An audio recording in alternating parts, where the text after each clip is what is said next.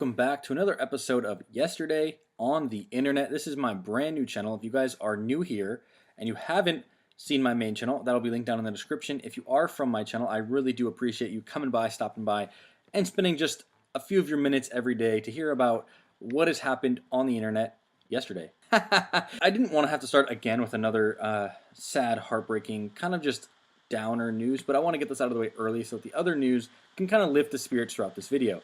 Now, yesterday, we reported on the fact that Avicii had just passed away and that there had been no reason or no cause of death that had been released. Well, while filming this video and making the speech for this yesterday, we came that Vern Troyer, a very celebrated actor, had passed away as well. Now, many of you might not know who that is by the name. However, he's best known for his performance as Mini-Me in the Austin Powers franchise. He is exactly like you in every way.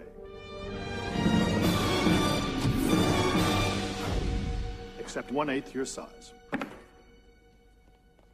Breathtaking. There has not been any cause of death that has been reported as of yet as well. However, on the Instagram post, although you can pause the screen and read it if you would like, they do talk about how he has been inebriated and he was suicidal and has been dealing with depression. So unfortunately, I'm really hoping it does not go that way. Yet, with those hints, it's not looking too good. That happened, so rest in peace to him. He did quite a lot. Now, in our next piece of news, this one comes from J. Cole. Now, the KOD album, which was recently released, has been received with unanimous praise. I mean, from critics, from fan members, from non-fans, from just music heads in general. It has done absolutely amazing in terms of success and praise. However, it is also breaking streaming records in the process. So the title track KOD has managed 4.2 million US streams on its opening day on the Spotify streaming service, according to chart data. Now, the honor before J. Cole's KOD for the biggest opening day in the US was previously held by Taylor Swift for Look What You Made Me Do. However, we did, upon learning this, learn the top 5 and how much each individual opened up with streaming-wise. So number 1, we have KOD from J. Cole at 4.2 million streams in one day. 2 was the old champ, Taylor Swift with Look What You Made Me Do with 3.8 million. Number 3 goes to Kendrick Lamar, DNA, with 3.6 million. J. Cole then takes again the number 4 spot with Photograph at 3.55 million. And then last and not but least, number 5, The Weeknd with Call Out My Name at 3.5 million. So absolutely, I mean, these are huge numbers to do in a matter of 24 hours.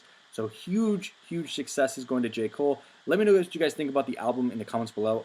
I had just recently heard it, and so far I am hooked on it. It's absolutely amazing. Now, recently, we had some footage of what I would call an unfortunate incident at Coachella last week. Now, Belly, one of the Weeknd's artists, and at least 10 security guards got into a tussle, basically. A tussle is like a fight. Now, the video has been released. TMZ provided this video clip, and there is a very loose explanation going around of the actual incident itself. So apparently, Belly was simply a victim of circumstances in a sense. So when the Coachella security team overran a group of people walking from the sound booth to the VIP area, it seems that things got a little too close. I don't know if it was the design or if it, but the security staff just kind of went for it essentially, and this happened.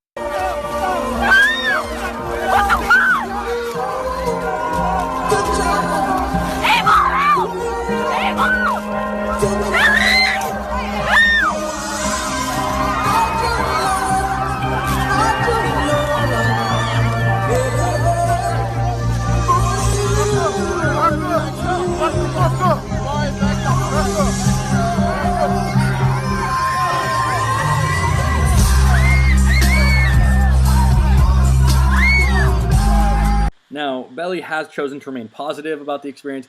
He himself performed during the festival's second weekend. It's a performance he considers, and he says it's the best show of his entire life. And he tweeted this out: "No negative bullshit can steal my joy. I performed the best show of my life on 420 at Coachella. I really came from nothing, and I'm still here. It's got to mean something." But previous to that tweet, the week that this actually happened, he did tweet out another tweet: "20 of you pussies couldn't take me off my feet. Sleeping emoji, crying until I'm laughing emoji." So it doesn't seem like he's two-faced. I think he's actually kind of hyping himself up off of this, but I mean, we'll have to see. Hopefully this doesn't happen again. That's just absolutely the worst publicity for Coachella. Even though, I mean, Coachella could actually murder someone that's attending the festival, and people would still go the following year. If any, I hate Coachella.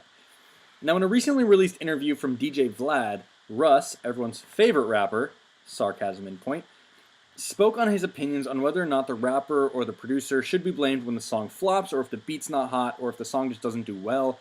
And he had this to say. Why should we blame producers instead of rappers for whack songs? See, people think that, like, you blame the rappers for the state of hip-hop. Rappers are not making the music. You got to blame the producers. Producers are making whack shit. If all I do is rap, I'm a vocalist, and a producer sends me a pack of 20 beats and they're all whack and they all sound the same, I'm just fucked. I got to pick the best of the worst. It's not the rapper's fault. You know what I'm saying? Like, listen to the beats. Because look who is holding down hip-hop. Dre, Scott Storch, Timbaland, Pharrell, Just Blaze, Swiss Beats. There were so many dope, like, real fucking hip-hop shit. You know what I'm saying? Like, real dope music shit. And, like, they kind of just fell back, you know what I'm saying, for, like, their own reasons. And those are legends. But, like, you know what I'm saying? I don't see hella just Dre beats surfing around or Kanye beats or... I mean, come on. If you couldn't tell. This did not go over well with almost everybody in the community. From music heads to producers, especially the producers, to other rappers, to just everybody. Even Metro Boomin, who recently went into retirement, he posted this image to Twitter today. But he followed it up with, and after he tweeted out, and by whack, I mean whack in spirit. Haven't heard any music to come to that conclusion. But let me know what you guys think in the comments. Do you agree? Do you disagree? I'd love to know what you guys are thinking. Are you a fan of Russ? Do you like his music? Do you think that his situational awareness to these things is just poor? Okay, now to follow up on some news, let's talk about Tekashi 6ix9ine. Now, this man rules the news. Now, he is a troll, and I will put that out there, that he purposely puts himself in the spotlight and is able to contain himself in the spotlight by just continually adding in extra situations that pretty unnecessary, right? So let's start by saying this. Tekashi and Casanova have had beef in the community since, I would say, the beginning of the year, but it was brought to the mainstream yesterday. So to give you, like, the story, let me start from the very beginning. Now, Casanova joined Joe Budden on a podcast, and he spoke on Tekashi 6ix9ine and his trolling, and he said this. He mastered the art of trolling. Listen, why I say he mastered it? Because he even get the trolls mad. Like this supposed to be a game. You know what I'm saying? Look, you know what Tax told me? Tax said, Cass, how are you gonna get mad at somebody that did what I was doing to get on the whole time? Tax didn't have an education, $1 in his pocket, none of that. You know what he did? He woke up in the morning and said, you getting it. What the fuck is you doing? But Tax always had a reason. Yeah. It wasn't no bullshit but like... I'm trying to tell you. Tax had a reason, like, you out of pocket. You did and step on it. He's doing it with no reason. He's just waking up in the morning. That's not true. Now, they've gone back and forth before, but Tekashi 6ix9ine took to this and responded by posting this video to his Instagram of a supposed Casanova in Brooklyn filming a music video, and someone tries to shoot him or someone in the squad, and here it is. See the flock, you know what the fuck is up. You see what the fuck is going on. You know what's going on. You know what the fuck is going on. Yo, push what's up, man. You know what the fuck is going on. We the fucking building, nigga. You know what's up. Gang in this bitch.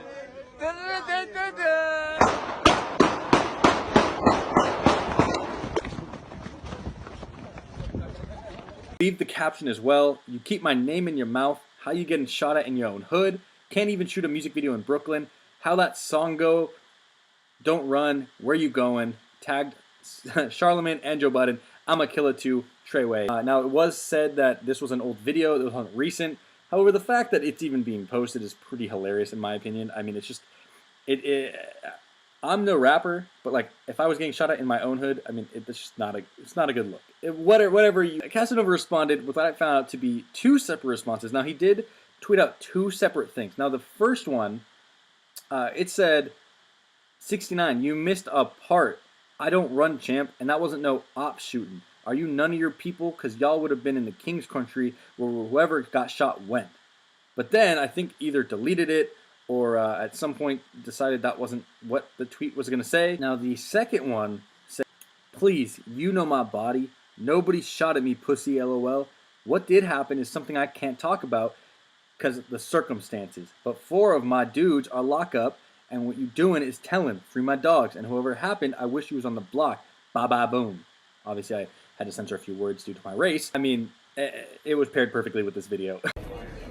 Bitch, I'm on parole. Don't make me hot. Why you doing that, huh, champ? You know no damn well nobody ain't shoot at me, man. Everybody in the motherfucking video shoot with my motherfucking sons, nigga.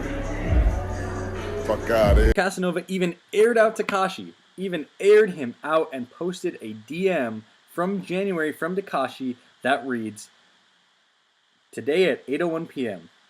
On some man-to-man shit, homie, you got a problem with me or am I bugging?" And then Casanova added in the caption, "I ain't never answered since January and still ain't gonna answer you. You know my body, God bless your soul, I'm on parole, and if I see you, I'm gonna give you a hug, cause that you need instead of a slug." People like you discredit real dudes that really put in work, but guess what? One day you're gonna have to face the people you troll. Let your gun go ba-ba boom, rainbow, you won't trick me, been there, done that. So that happened between them two. There hasn't been any responses since then. However, moving on, Tekashi 69 had another beef going on at the same time. This one with Adrian Broner, the Mayweather or pre-Mayweather fighter. I'm not sure if they're still together. But it's been going about for 2 weeks. They have a $300,000 bet on Broner's fight. Now, Tekashi put down $100,000 first. However, Broner, while taking the bait, raised the stakes to $300,000 and has the check to prove it. So the fight went down yesterday, and then for shits and giggles, Adrian Broner actually came out to Tekashi 69 hit single Gummo, and well, Tekashi was actually pumped. Ohio, Adrian, the pro. Broner. Come on, AB.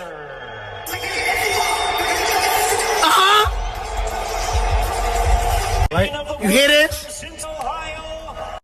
He's been more concerned with Ric Flair drip instead of dripping in sweat in preparation. He's still dancing, still having a good time, has all the belts to remind us he's been a champion multiple times. The fight unfortunately ended in a draw between Broner and Vargas, according to 50 Cent, who was at the fight. But damn, Broner is literally funny as fuck. And this was his post interview. I'm ready to fight right now, fool. Come on, man.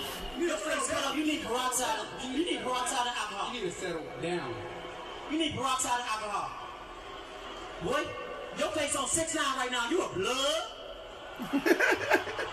Rounds should turn things around. What turned the fight around and enabled you to connect with your left so often in those middle rounds? I was connecting with rights too. Was you watching? And you got your eyes fucked up? You want to answer the question? What changed things from the early rounds? And then Tekashi 69, to add insult to injury again, walked the Barclays Arena where the fight was at, and he literally went with his entire squad. He literally showed up and said that Broner ran away, but he posted this video to his... Yo, this how the fuck we mob, man. Trayway shit, man. Jack Boy shit, man. In the fucking Barclays. Stupid. Fuck boy don't run. Where you going? Where you going? Boom. Nigga said fuck boy don't run. Fuck boy don't run. Where you going? I can't with any of these dudes, especially Tekashi 69. I mean, honestly, like, I am so lost. The amount of drama, the amount of beef, the amount of news that comes from this individual is unreal. Wait and see if anything else occurs from this. There hasn't been much things, but tune in tomorrow. I guarantee you, when this video goes live tomorrow for yesterday on the internet, we'll have more information from the fight, from everything in between. Now, in final quick news, Rich the Kid's plug walk goes gold, so congratulations to Rich. Tory Lanez gifted his 1-year-old son with a baby Rolex. He posted this video to his Instagram. What's that? It's yours. That's your first Rolex. Look at you. It's like baby size too, see? You like it, Poppy? Uh-oh. Now, I hope you guys enjoyed this video. This was a new episode of Yesterday on the Internet. Like I said, please subscribe and like. I promise you I'm going to be doing more of these. I have so many more things going on, and every single day, whether it's entertaining or just absolutely idiotic, I'm going to be posting as many news pieces as I can from the hip-hop and internet world. So with that being said, I'm checking out. Be sure to give this video a like, give it a thumbs up, and subscribe.